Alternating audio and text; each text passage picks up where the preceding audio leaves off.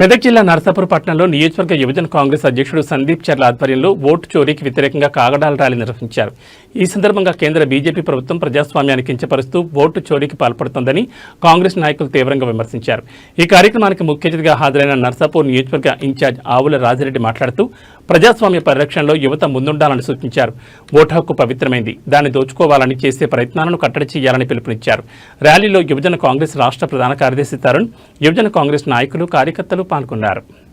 ఓట్లను ఏ విధంగా దొంగతనం చేస్తుంది, ఏ విధంగా ఎన్నికల సంఘాన్ని, భారత ఎన్నికల సంఘాన్ని మరి ఇలా గుప్పిట్లో పెట్టుకొని ఇలా భారత రాజ్యాంగ వ్యవస్థను చేతిలోకి తీసుకొని ఇలా ఎన్నికల ఫలితాలను మార్చే విధంగా ఇలా కుట్రలకు తెరదీస్తుంది బీజేపీ.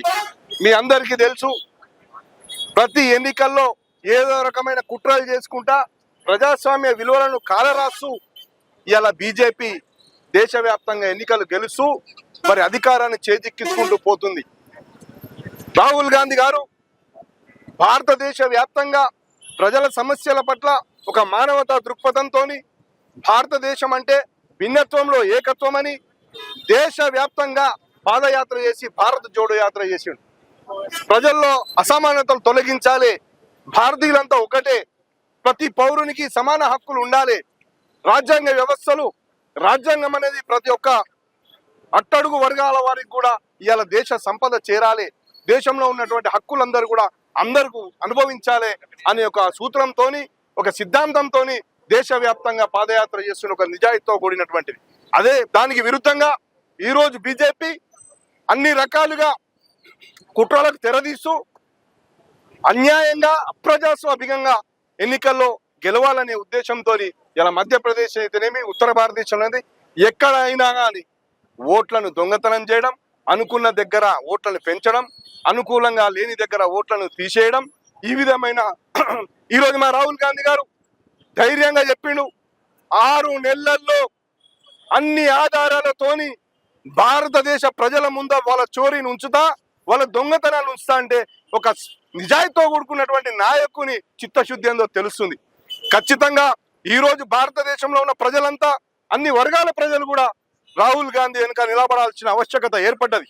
ఈరోజు మీ అందరికీ తెలుసు, గతంలో ఎన్నో రకాలుగా మనం స్వాతంత్రం సిద్ధించినాక కూడా ఎన్నో రకాలైనటువంటి రాజ్యాంగంగా హక్కులు కల్పించినటువంటి కూడా మన భారత రాజ్యాంగ నిర్మాత అయిన అంబేద్కర్ గారు ఎన్నో హక్కులను మనకి ఇచ్చినప్పటికీ కూడా ఏదో రకంగా మనకు హక్కులు రాకుండా చేసిన తతంగాలు చూసినాం.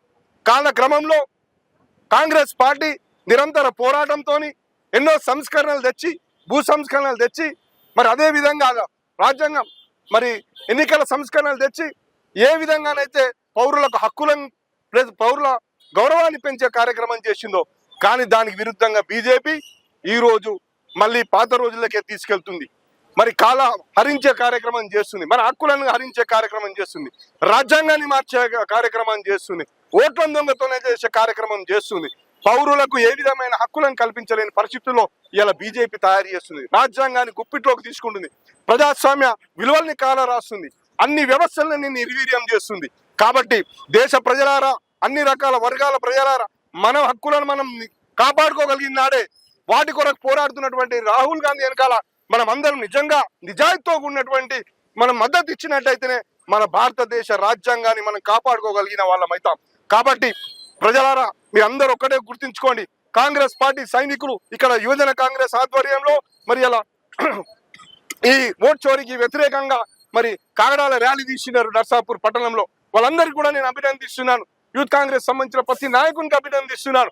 ఎందుకంటే ప్రతి ఒక్కరు కూడా మనం ఈ రోజు రాహుల్ గాంధీ వెంబడ ఉండి మరి ఈ రాజ్యాంగాన్ని కాపాడుకోవాల్సిన ఆవశ్యకత ఎంతైనా ఉందో మరొకసారి చెప్తూ మనం ఈ విధమైన పోరాటం చేద్దాం.